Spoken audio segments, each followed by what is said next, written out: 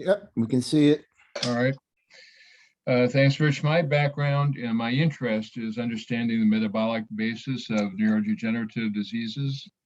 And I'm applying that interest right now with a lovely group of coworkers, applying it to arginine metabolism. My coworkers in this are Carol Colton and Matt Foster and John Wilson and David Millington, Mike Lutz and Christine Williamson. We're all part of a multi-PI grant looking into this. Most of the metabolomic studies that have investigated Alzheimer's disease, and many of them that have also investigated Parkinson's disease, show that there are alterations in arginine metabolism and in methionine metabolism. These are metabolomic studies are of interest, but they're really a very static picture. And they provide room for hypothesis, but not really provide any understanding of what's going on.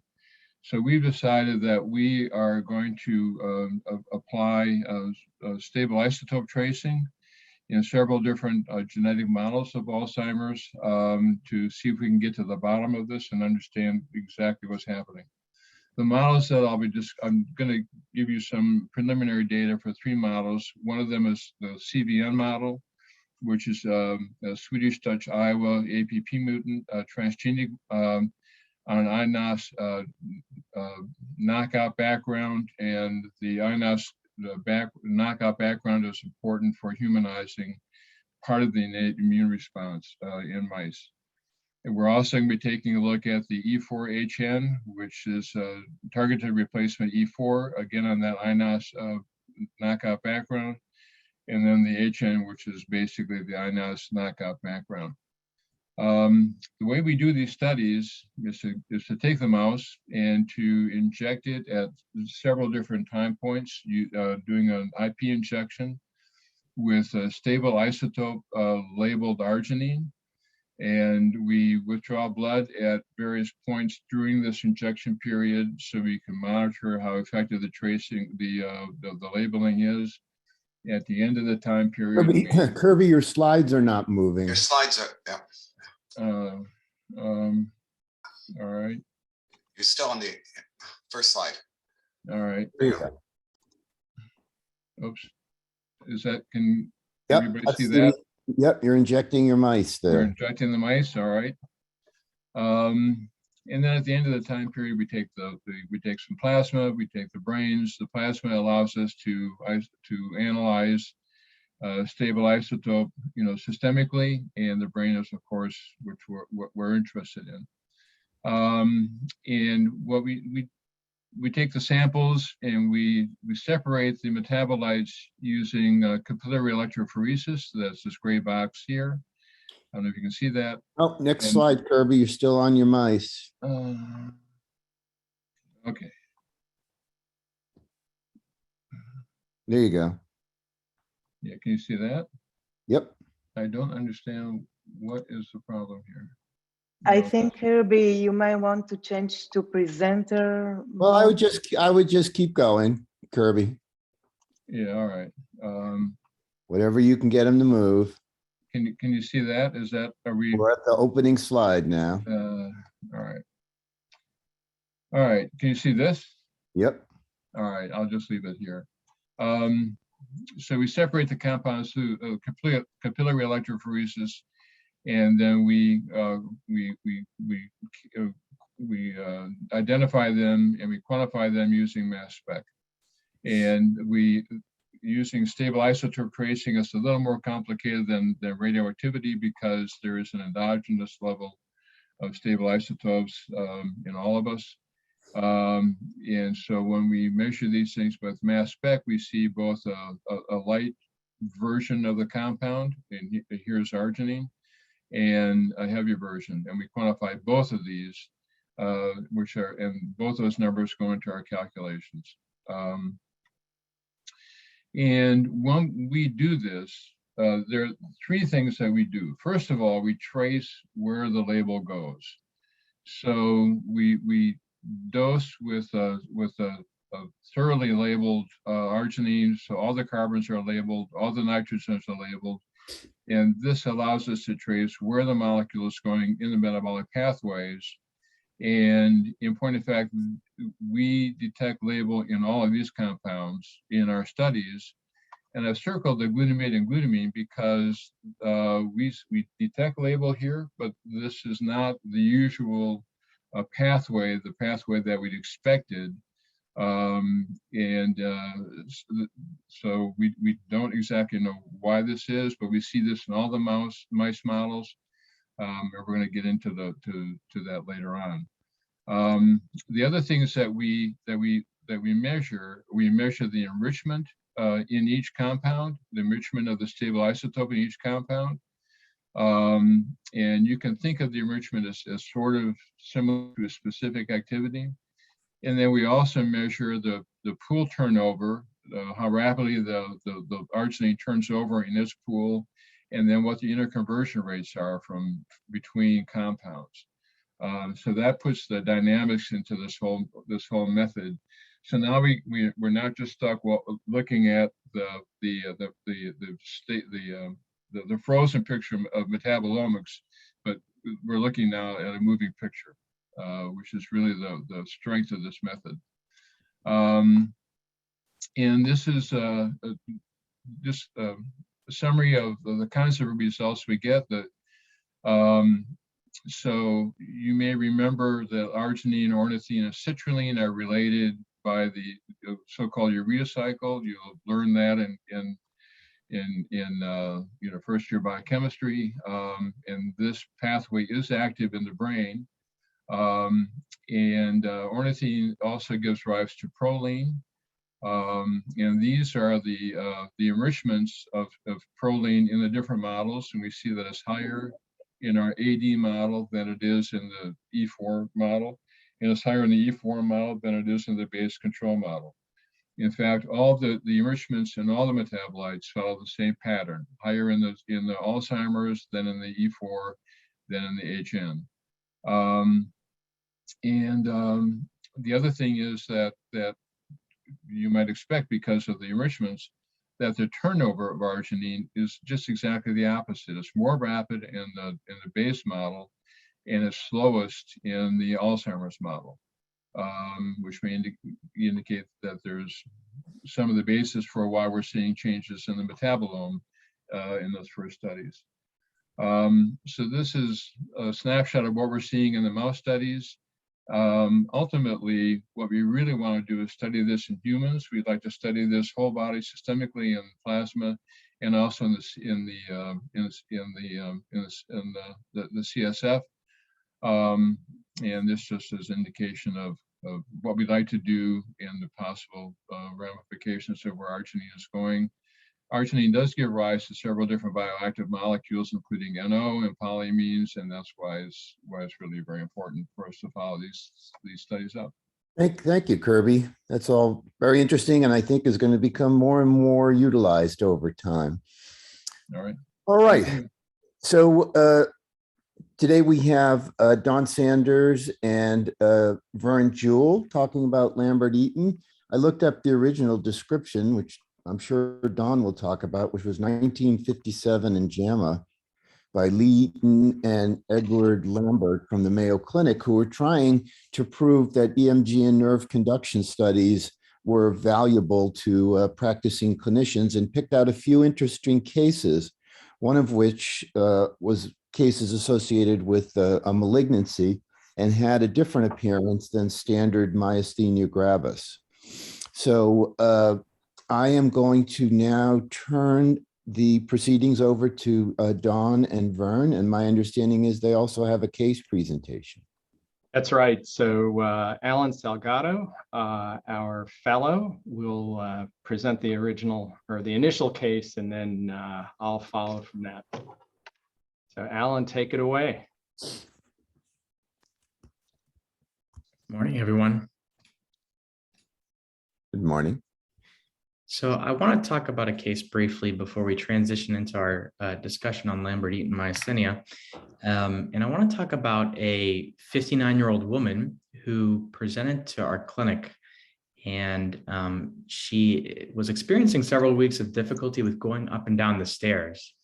If anything, she described an excessive fear that she had going up and down the stairs. She also had difficulty with walking. She was walking on her heels, and she also described unsteadiness when she was walking. Now, within weeks of the symptom onset, she also described several other symptoms as well. She had trouble lifting her arms above her head. She had some occasional double vision. She had right greater than left upper eyelid ptosis, difficulty swallowing, dry eyes, and a sensation of lightheadedness when she would stand. Now, she tells you as well that she has been having several falls, and she attributes this to proximal leg weakness and her symptoms of orthostasis. And over the course of several years after the onset of her symptoms, she has multiple exacerbations of her illness. One circumstance where she had dropped head syndrome as well. In terms of the rest of her history, she used to be an elementary school teacher. She's never smoked before. And besides a questionable history of myasthenia in her mother, she has no other family history of autoimmune disease or any neuromuscular disease. On her exam, now her non-neurologic exam is normal, but for neurologic exam, her mental status is normal. Her cranial nerve testing, she did have some mild right upper eyelid ptosis with looking upwards. On her motor exam, she had weakness that was bilateral in her shoulders, at her elbows with flexion and extension, and in her hips with flexion and abduction. She also had some mild neck flexion weakness as well. On sensory testing, she had reduced sensation to both large and small fibers and a stocking distribution. Her reflexes were normal in her arms, and in her legs, they were absent without any facilitation. And her coordination was normal. When you have her walk, she has some mild waddling gait as well. And what I want to do is just kind of give you a snapshot of her electrodiagnostic studies that she had when she was initially seen at a separate institution. And I included here the ulnar motor nerve conduction studies with recording at the left ADM. And I want you to appreciate the values, at least I included the latency, the CMAP amplitude, and the conduction velocity, and the values before rest and after exercise. And the CMAP amplitude at the wrist below the elbow and above the elbow is low, and this was at rest. And after having her exercise for about 10 seconds, we were recorded at the wrist again, and the CMAP amplitude normalized and went up to 7.2. And so this is a typical example of post-exercise facilitation, in this case, 129% post-exercise facilitation, that is classically seen in presynaptic neuromuscular junction disorders such as Lambert-Eaton myasthenia. Now, I want you to keep this patient in mind because later on in this talk, we'll show a video of this patient when she came to do one of our clinical trials in Lambert-Eaton myasthenia.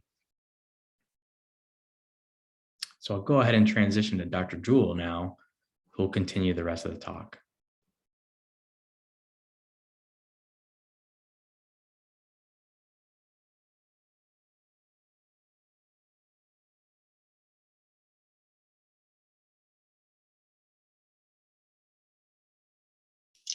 You're muted, Vern. Muted. Thank you. I want to do four things before I turn it over to Don to tell the 3,4-diaminopyridine story. So I'll review the clinical presentation of Lambert-Eaton syndrome and show you a classic video from Dr. Sanders in the 1980s. Present some evidence that Lambert-Eaton myasthenia is presynaptic and autoimmune. Review the electrophysiological and serological findings and talk a little bit about treatment. So this is Ed Lambert and Eaton. Lambert-Eaton myasthenia is an autoimmune disorder with antibody-mediated attack on cholinergic nerve terminals at the neuromuscular junction and at autonomic ganglia. So the most common symptoms are proximal lower limb weakness, fatigue, and dry mouth and other autonomic dysfunction. So in Lambert-Eaton myasthenia, the magnitude of the symptoms often exceeds the findings, and these patients look fairly nondescript in our clinics where there are a lot of patients presenting with various maladies, including fatigue. The onset of Lambert-Eaton syndrome is generally insidious, but can be very fulminant when it's associated with small cell lung cancer, upper respiratory infections or GI illnesses. And there are rare presentations with respiratory failure, although the original descriptions were in the context of respiratory failure that I'll mention in a moment. And this is a very rare disease. There are about 1,000 cases in the United States. So I'll go ahead and proceed with the video here. Whoops.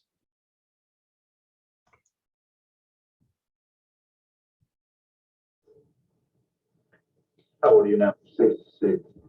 When did you first notice this problem with your muscles? Well, I guess it started maybe first part of last year. Where was the problem when you first noticed it? I started giving away a little bit. I could talk quick, you know. Stand rest a while and just go again. And it kept going, get over my whole body. What would you be doing when you would notice this? Walking or flying or feeding paws, and then walk back to the house. So I was getting dressed up overnight to start with and go out next morning. Be weaker later on in the day or than you were in the morning? You have trouble getting up out of chairs? Yeah, I can't do it unless I bounce myself, you know, like lean over and get up or push up with my hand or something. Do you have trouble climbing stairs? Oh, yeah. How do you get upstairs? Hold something or put one hand on one knee and make it push me on the back. Coming down the same way, and I hold it back. Any trouble using your arms? You just get weak, but use them all right.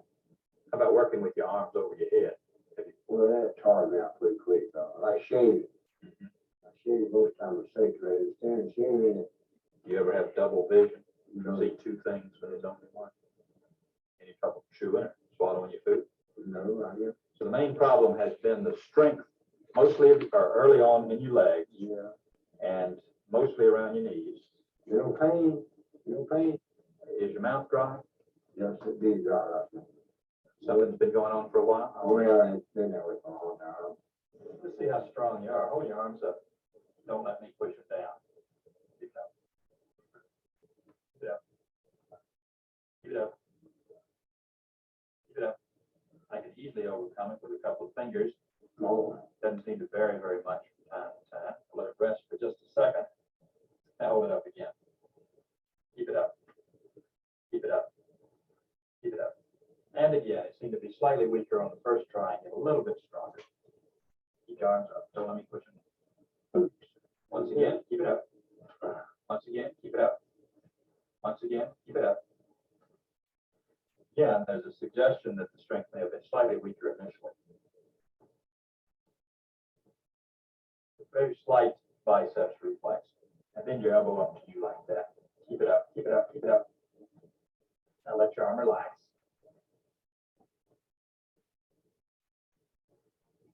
I don't see any definite facilitation of that reflex. Pull to you. Once again, pull to you. Once again, pull to you. Once again, pull to you. This is the last time, pull as hard as you can. I don't think the strength changed significantly among those different tries.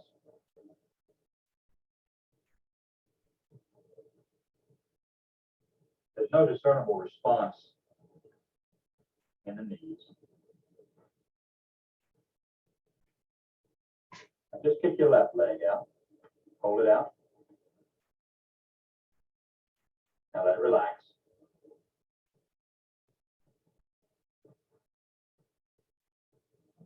That doesn't change the reflex response. There are no ankle reflexes either, and those similarly do not come out after activation. Lift this leg up straight off the table for me. Hold it up. Once again. Once again. Once again. Once again. I don't see a lot of difference in the strength with successive effort. No clear fatigability or facilitation.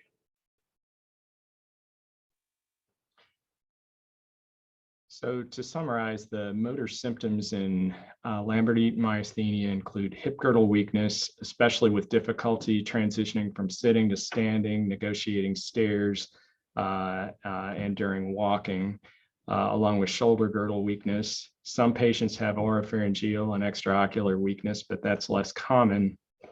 And occasionally patients have tender, sore, and aching muscles. Many patients have dry mouth, and if you don't ask them, they often won't offer that up, as well as several other autonomic symptoms. So the symptoms are very protean. They can take many forms, and on the surface, Lambert-Eaton myasthenia looks a lot like a lot of other disorders. The clinical findings include orthostatic hypotension and tonic pupils with regard to autonomic dysfunction, and the complaints of subjective fatigue exceed the amount of objective weakness in these cases. The strength may facilitate with brief exercise, but may not, as in the case that was just presented. And the distribution of the weakness often involves hip girdle muscles, particularly the hip abductor muscles. And so these patients will have a waddling gait, or waddling or Trendelenburg gait. And if one has to examine one muscle group in Lambert-Eaton myasthenia, it should be the hip abductors. Tendon reflexes are reduced or absent and may facilitate. And as Rich was alluding to earlier, the initial descriptions of Lambert-Eaton myasthenia were in the context of small cell carcinoma.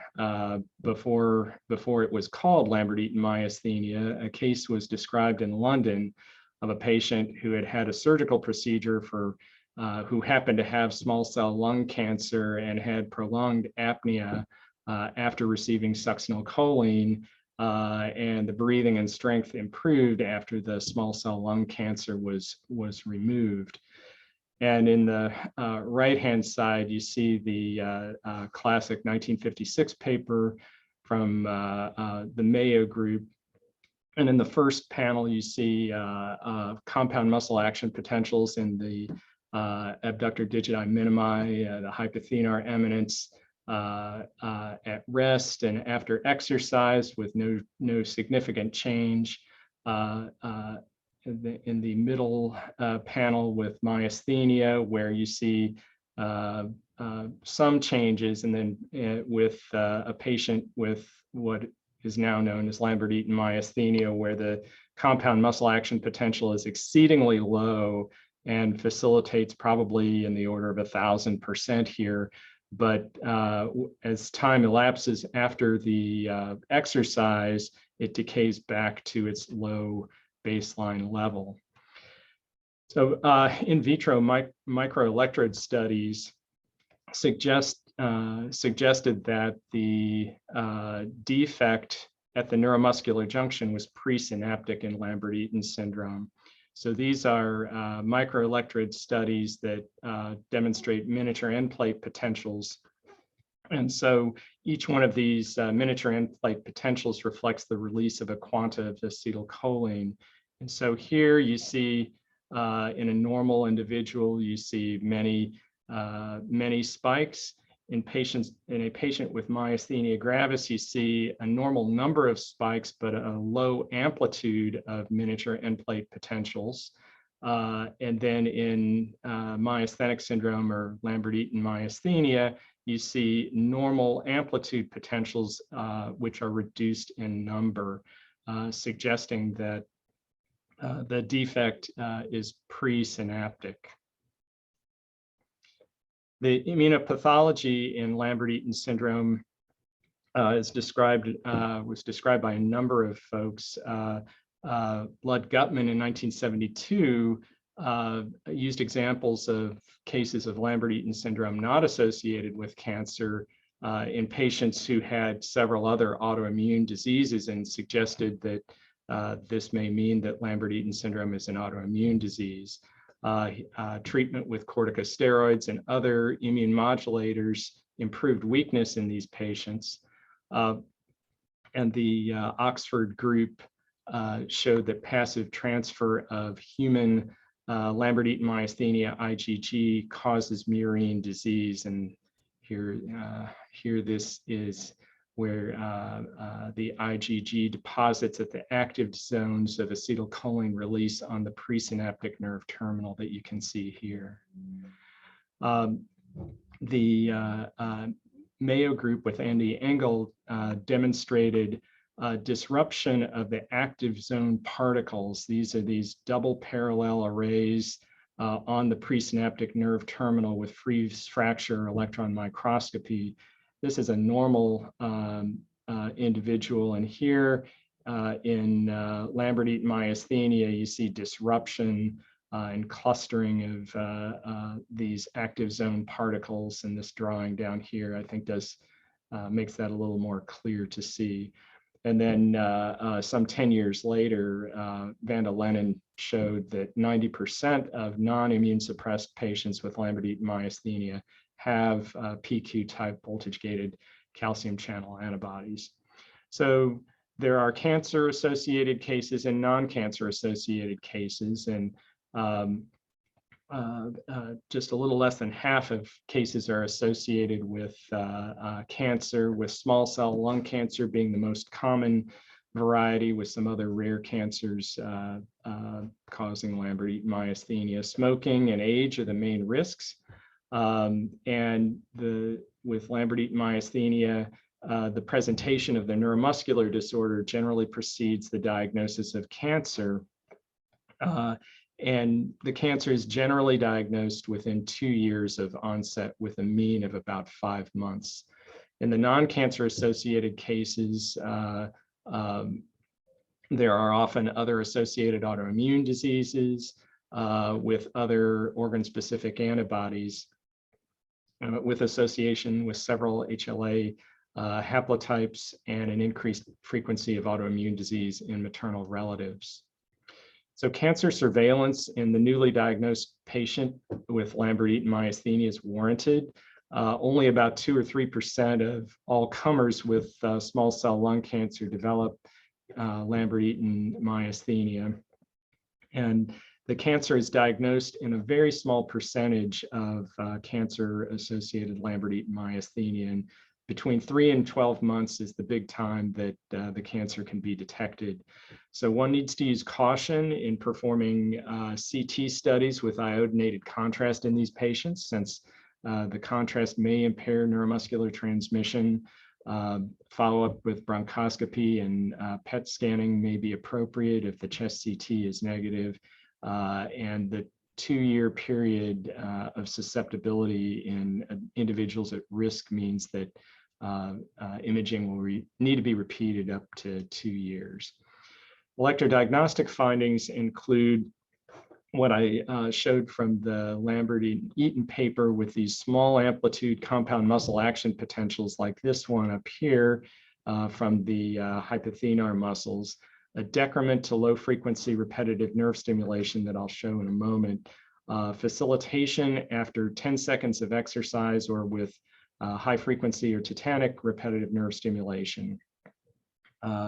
And here you can see that the facilitation is huge, 1,800%, but with the passage of time, the facilitation is reduced.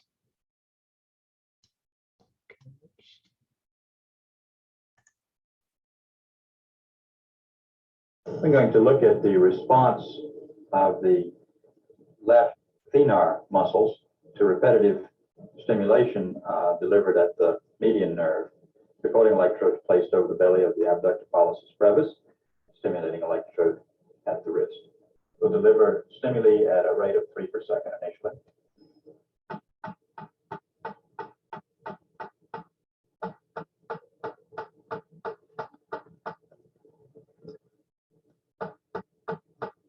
It's a good demonstration of the decremental response to low frequency.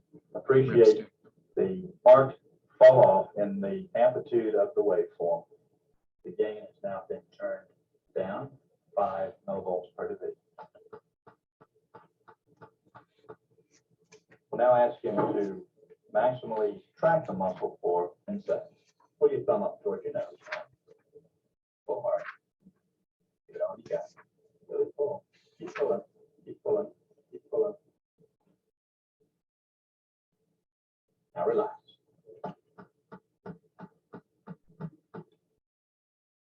The amplitude has increased dramatically. We're now 30 seconds after the end of stimulation.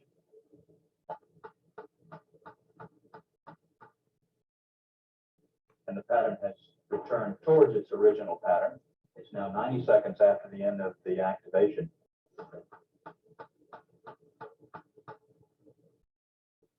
And we're back to our baseline.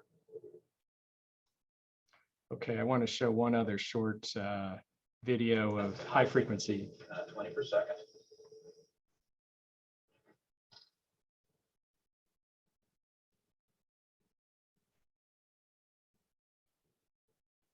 The amplitude of the response doubled at least during this train of stimulation. All right, so here's some static views of the same types of recordings in hypothenar muscles with a decrement to low frequency stimulation, facilitation after 10 seconds of exercise, or with high frequency stimulation. So autonomic studies are also abnormal in these patients.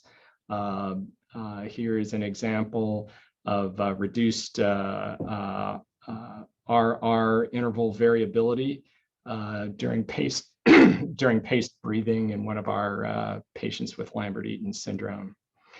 Serological testing uses immunoprecipitation assay using omega conotoxin from the Conus geographis snail.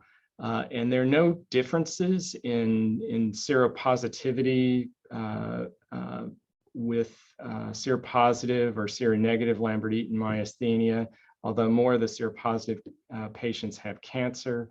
There's some false positives in other autoimmune disorders, and as is the case with acetylcholine receptor binding antibodies in myasthenia, within an individual, the antibody titers can fall after treatment, but they're not really, we're not able to compare between patients. So treatment in Lambert-Eaton myasthenia is to, first objective is to treat the underlying cancer when it's present. Symptomatic treatment with cholinesterase inhibitors can be used. This is great for dry mouth and constipation. I leave guanidine on the list, although I don't know anyone that's used it. It has an awful lot of toxicities. It does increase intracellular calcium. Don is going to talk about 3,4-diaminopyridine extensively. There's a very limited experience in immunotherapy in these cases, demonstrated in case reports and small series. And I will summarize with just noting that Lambert-Eaton myasthenia is related to an autoimmune attack on cholinergic nerve terminals. Underlying cancer is usually diagnosed within the first year. The salient electrodiagnostic findings include decremental responses to low-frequency repetitive nerve stimulation, low-amplitude CMAPs, and post-activation facilitation of greater than 100%. As Don will tell you, 3,4-DAP produces symptomatic improvement in most patients. Plasma exchange and IVIG may provide rapid temporary improvement, and experience with long-term immune suppression is limited. So I will turn it over to Don. Thanks, Vern. See if I can figure out how to share my screen here. Should have learned this in kindergarten. And I should have learned typing back then, Don, and I didn't do that either. Yeah, I regret not having done that. Can't really see the share control when I am in the presentation mode. Do you see the green box at the bottom, share screen? Yeah, it doesn't show up when I'm in the presentation mode. So you might have to flip out of the presentation mode to see that and then flip back in. I had to do that. Unfortunately, I'm not doing that. Okay.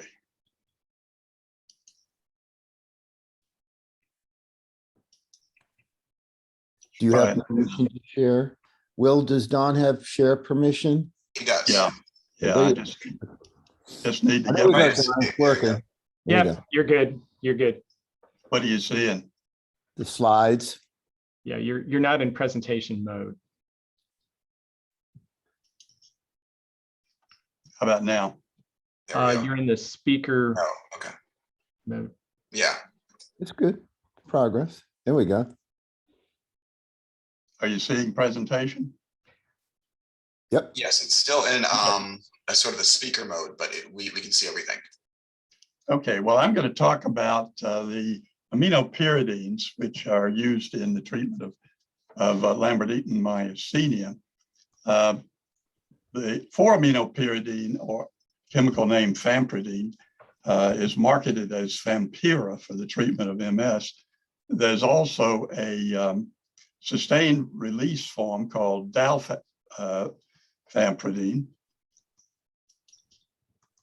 3,4-diaminopyridine, chemical name amifampridine, comes in 2 formulations: a base formulation, which has been developed as Resurgi by Jacobus Pharmaceutical Company, and the phosphate salt, which has is marketed as Firdaps by Catalyst Pharmaceutical Company. The first use of these agents was presented in 1977 from the University of Lund in Sweden, where they had done a lot of the preclinical, if you will, work on the physiology and pharmacophysiology of these agents. They described administering 4-aminopyridine to a patient with Lambert-Eaton myasthenia and who had marked improvement and electrophysiologic improvement afterwards. The interesting tidbit about 4-AP, it was developed and marketed as a bird repellent by Phillips Petroleum Company. Grain soaked in the agent eaten by birds caused them to become disoriented and emit a distress cry, which frightened the other birds away. And this was an interesting vignette: 3 lads who consumed a pinch of a substance that they thought to be Spanish fly during their morning coffee break. You can speculate on what they had hoped to receive during that coffee break other than coffee, but the substance was later shown to be reagent grade 4-AP. They all had, well, 2 of them had significant CNS abnormalities that were that cleared after 24 hours.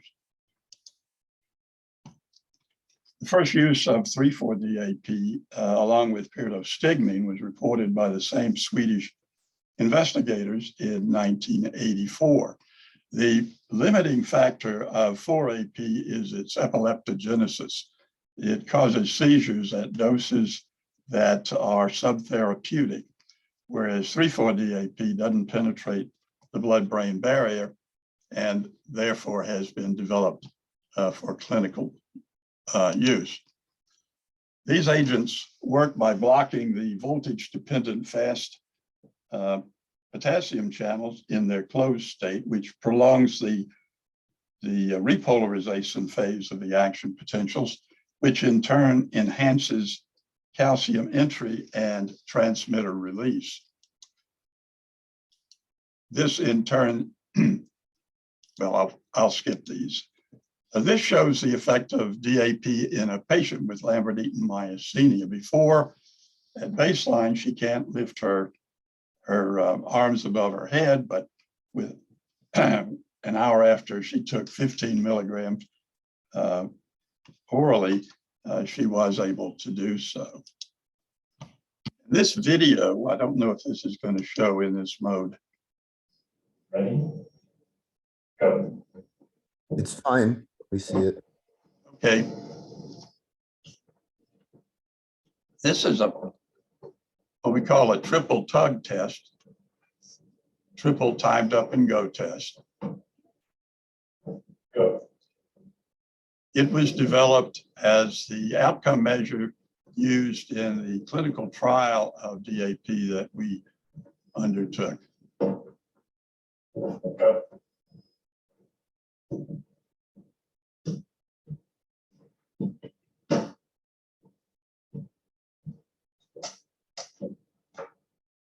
Stop. So almost 14 seconds to do 3 laps. Ready? Go. This is an hour after he took his dose of DAP. Go.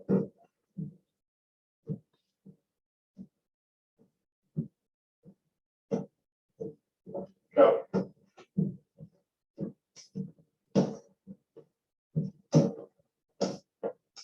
Stop. So he improved his time by over 50%.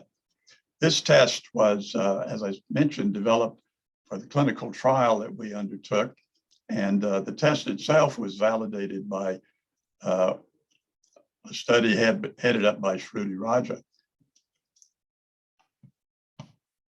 80% of our patients with Lambert-Eaton myasthenia obtain significant clinical benefit from DAP, and it's complemented by the administration of pyridostigmine in many patients, which primarily benefits the dry mouth and other autonomic symptoms rather than the weakness.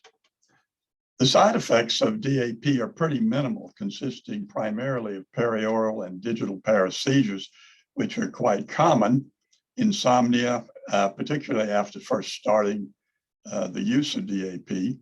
And in those patients taking pyridostigmine, it can enhance the cholinergic symptoms. And as mentioned, at high doses, that is doses greater than 100 milligrams a day, it causes seizures. In 1987, we obtained an IND to use DAP in Lambert-Eaton myasthenia and in myasthenia gravis. We bought reagent grade DAP, which cost us about $80 a gram, which at the average dose of 60 milligrams a day works out to a little bit less than $1,800 a year per patient. We were doing the study under grants from the Muscular Dystrophy Association and the Orphan Products Development Program of the FDA. In 1990, a small pharmaceutical company in New Jersey undertook to provide DAP to us in bulk. They produced Dapsone, which is used to treat leprosy, and were able to produce 3,4-DAP as an off product of that. Later on, they made 10 milligram tablets and provided it to us on a compassionate use basis, again, at no cost to the patients. This slide summarizes the response to different treatments in a series of 59 patients with limbs that Richard Tim and we reported back in 1998. As mentioned here, pyridostigmine produces some slight benefit in most patients, but DAP here produces either marked or moderate benefit in the majority of patients. The only other treatment that produces anything like that was IVIG, which produces either marked or moderate benefit in the majority of patients. Up until 2010, the base formulation of DAP was available in the US and Canada from Jacobus, again, under an FDA-approved compassionate use IND. It's also used for the treatment of some patients with congenital myasthenic syndrome. It was also available from compounding pharmacies in the US and from Radcliffe Infirmary in Oxford in Europe and elsewhere.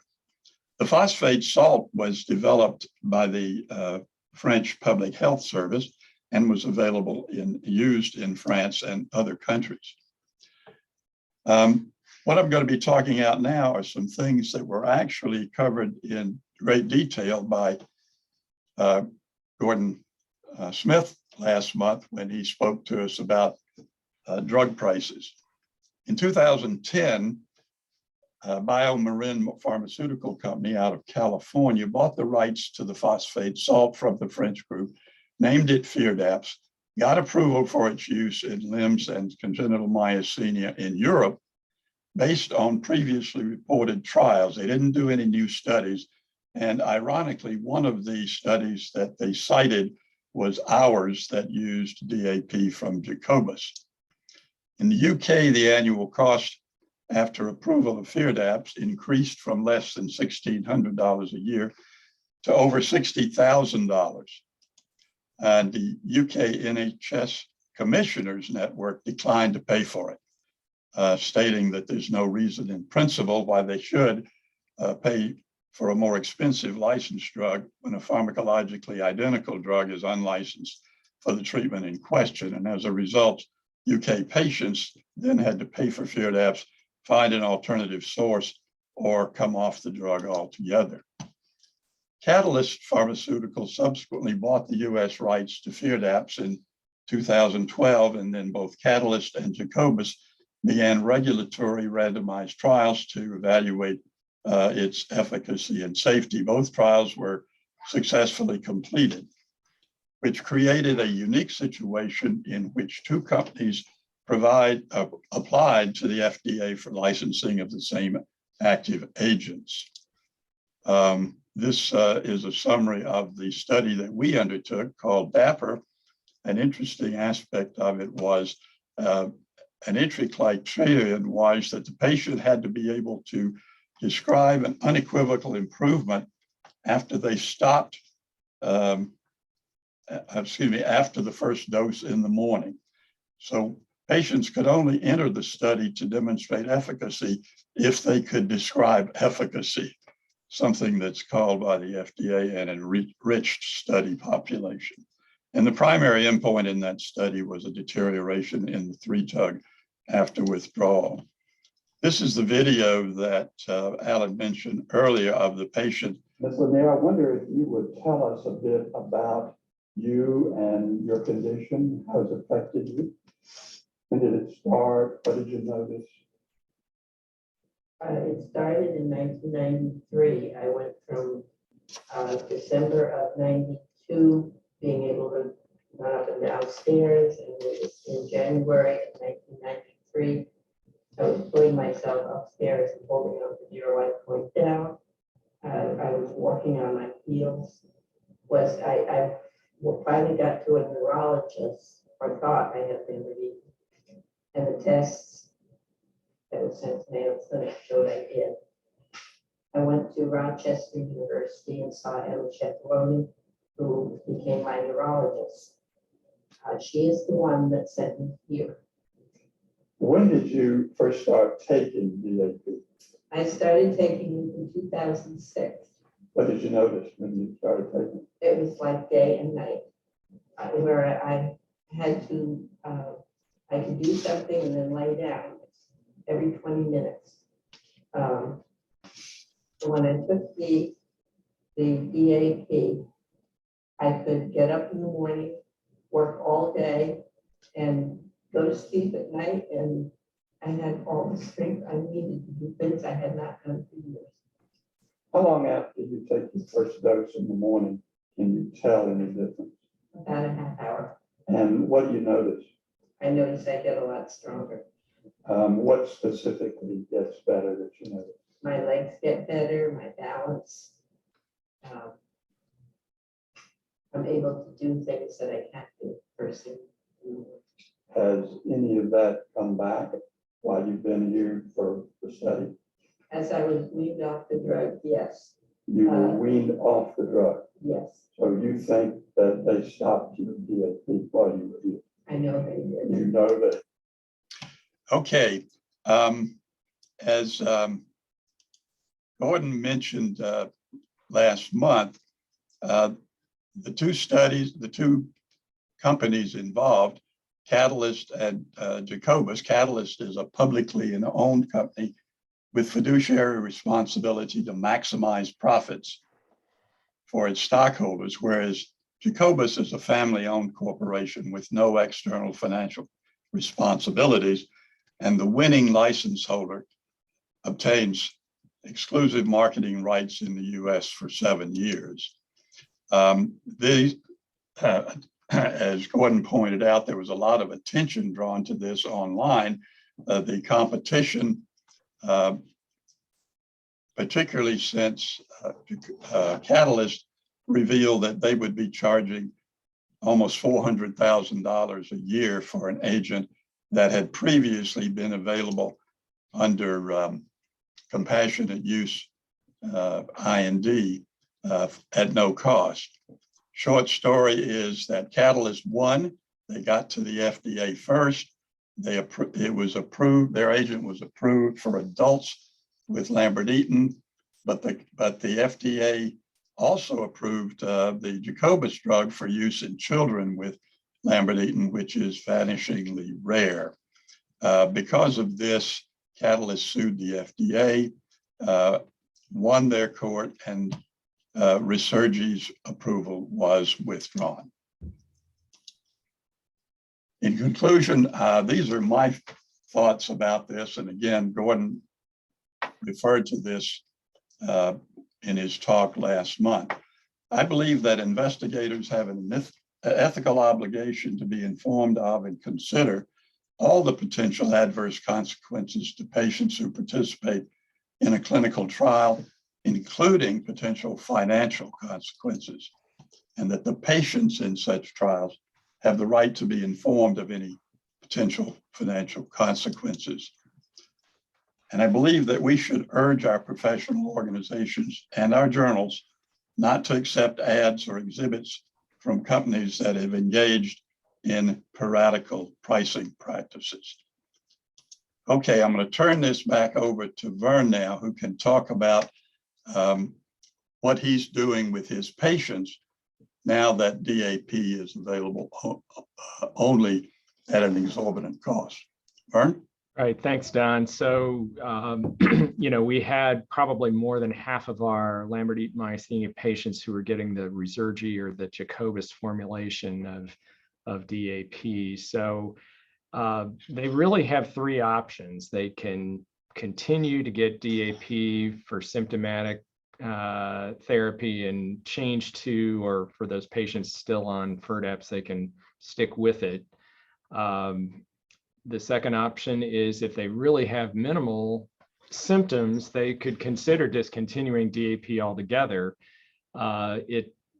Patients with Lambert-Eaton myasthenia can and do go into remission. And there's, if your symptoms are zero or negligible, is it worth the bother of taking a symptomatic medicine? Probably not. And then for patients who still have significant symptoms, who want to try in a new way, considering off-label use of immune suppression or immune modulation will be offered to all those patients. So the elegant thing about that is it, unlike the diaminopyridines, it actually addresses the underlying disease, immunological disease process. And at $400,000 a year, the price point is going to be lower than that of FIRDAPSE. So in an odd sort of way, the pricing of FIRDAPSE may open up the therapeutic space for some other treatments for Lambert-Eaton syndrome with immune modulation, such as the FcRn blockers and some of the other new small molecule medications. All right. Thank you, Vern. Sorry for the technical confusion there.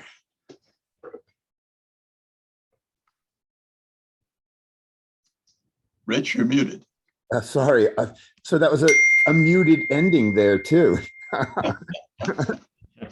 All right. Thank you. Thanks, everyone, today. There was an interesting question from Lee. Lee said, and I know Vern answered it, but I think for the purposes of everyone watching, why so little experience with immunomodulatory therapy in Lambert-Eaton? Yeah, I mean, Don probably has some thoughts on that. My thought is DAP does such a nice job in these patients that most patients with more mild disease respond very well to DAP. The cancer-associated patients tend not to have good prognoses, so they fall off. There are a handful of patients with autoimmune Lambert-Eaton myasthenia that do go on to be on some, or DAP plus some immunomodulator, but there aren't too many of those. So Don has a longer experience with, he should probably weigh in too. Well, we and others have tried a number of immunomodulatory agents over the years, and they just don't work as well in most patients. There's a small population that do benefit from it, but DAP works so well that there was very little incentive or initiative to use something else, particularly since it was free. Yeah, yeah. I have a question as a CNS person now. When we send the autoimmune panel to Mayo, we often get in the CSF some voltage-gated calcium channel antibodies. Do those mean anything in the CNS? They may. We've seen patients with cerebellar syndromes with those antibodies. They get referred to us because they suggest Lambert-Eaton myasthenia, and they don't have it, but it's another manifestation of a CNS autoimmune abnormality, I believe. But it has a clinical phenotype. So it's not just you see the antibodies and panic. You want to have the clinical phenotype too? No, I think if you see the antibodies, you've got evidence of an autoimmune process in the CNS. I'm sorry, and they have CNS manifestation of any sort, then you have evidence that it probably has an autoimmune etiology. Unfortunately, we haven't seen very much benefit from immunotherapy in those patients. Yeah, some of them will come in with a sort of pancerebellar syndrome. Had a handful of those. All right. Again, thank you for the multimedia presentation. Thank you, Kirby. And everyone be safe and watch out for those parachuting spiders as you're out there. Bye-bye, everybody.